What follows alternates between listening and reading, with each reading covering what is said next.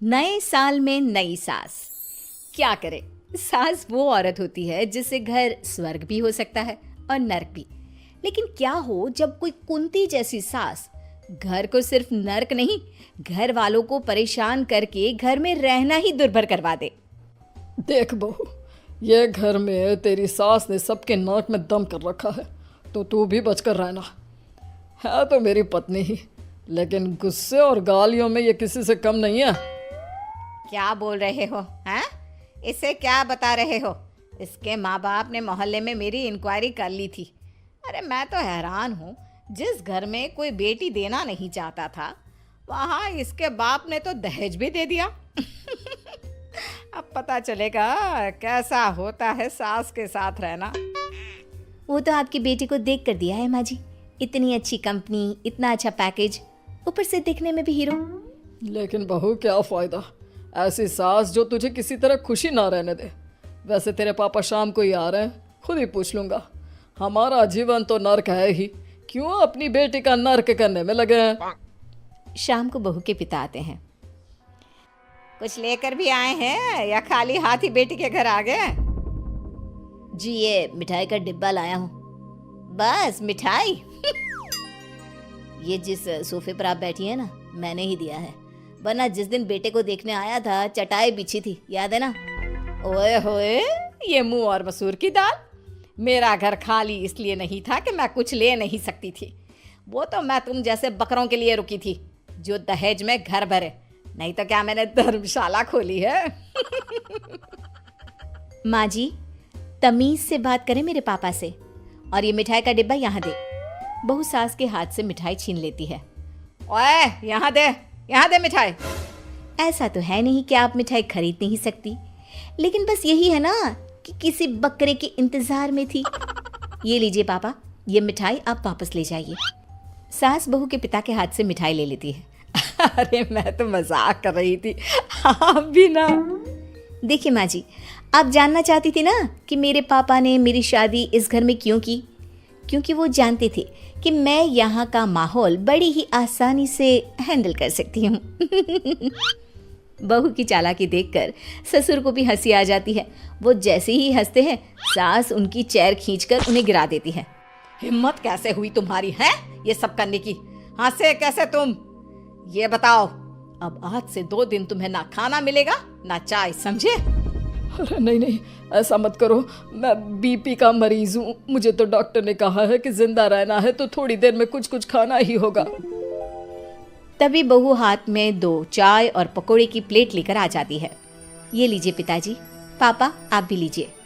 बहू सास को कुछ नहीं देती और सिर्फ ससुर और पिता को चाय नाश्ता करा देती है। बहू, आज तक इस घर में किसी की हिम्मत नहीं हुई मेरा अनादर करने की, लेकिन तूने सबके सामने मेरी बेइज्जती कर दी। तू अब इस घर में नहीं रह सकती। तभी पति आ जाता है। क्या बात है, ससुर जी आए हैं? मीरा, कुछ खिलाओ पिलाओ पापा को। वैसे भी माँ ने अब तक तो खरी खोटी सुनाई दी होगी।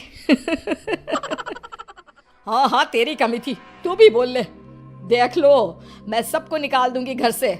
वैसे भी प्रॉपर्टी मेरे नाम की है। हाँ, बस यही डर लगा कर तूने हम लोगों को इतने साल से डरा कर रखा हुआ है। बहू मन में सोचती है, अच्छा तो ये बात है। तो सास का झंडा इसलिए लहरा रहा है क्योंकि घर इनका है। अब तो कुछ ना कुछ जुगत लगानी होगी। अगले रोज, अरे पिताजी ये देखिए, ये विदेश से एक आदमी अपनी बेटी को लेकर आ रहा है। बेटी 50 साल की है और वो यहाँ अच्छा लड़का देखने आ रहे हैं। पता है पिताजी, अगर आप उन्हें पसंद आ गए ना तो हम सबको विदेश ले जाएगी। आप ना दूसरी शादी कर ही लीजिए पिताजी।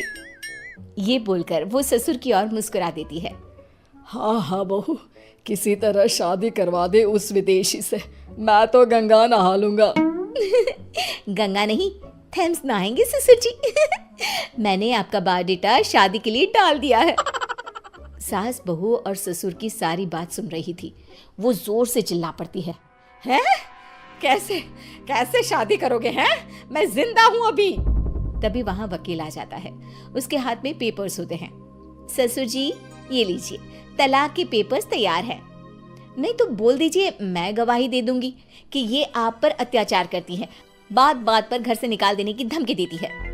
अरे ये दिन देखना बाकी रह गया था। मैं बोल दे रही हूँ बहू, मेरा घर जैसा चल रहा है चलने दे, ज्यादा बीच में ना पड़, समझी?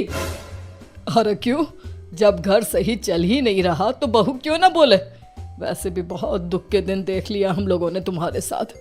अब तो बहू नए साल में नई सास लाऊंगा। हाँ। पिताजी और हम सब शिफ्ट हो जाएंगे विदेश। अरे देख लो सपना, अरे कौन विदेशी इस बुड्ढे से शादी करेगी, मैं भी देखूंगी। फिर क्या था, बहू के प्लान के अनुसार एक आदमी एक 50 साल की लड़की के साथ उन लोगों के घर आता है। हाय रे, तुम लोग तो सच में आ गए। हे ओल्ड लेडी, साहब को बुलाओ, बोलो उनकी होने वाली सपनों की रानी आई है। आए सपनों की रानी। तभी ससुर जी आ जाते हैं। हे मार्गारेट, ये मेरी सपनों की चुड़ैल है। आओ आओ अंदर आओ। बहू, तेरी होने वाली सास आ गई है। मेरी तो पैकिंग भी हो गई है। हेलो सासू माँ, विदेशी औरत का पिता कहता है। हमें ये हैंडसम पसंद है, हम सबको लेकर लंदन जाएगा, लेट्स गो। तभी बेटा भी अपनी सूटकेस लेकर आ जाता है। मैं तो कब से तैयार हूँ अंकल, चलो। पापा, नई मम्मी तो बहुत अच्छी है, पुरानी मम्मी से तो बहुत ही अच्छी है। ये तो हमेशा मुंह सड़ा कर रखती है। इन्हें देखो कैसे हंसता हुआ चेहरा है इनका। हाँ बेटा, मेरी तो बुढ़ापे में लॉटरी लग गई।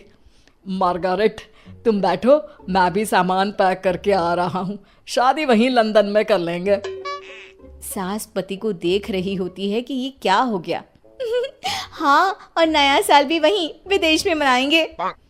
सास को देखकर ससुर कहता है। ए सफेद बाल वाली बुढ़िया, हट। ये क्या बोल रहे हो?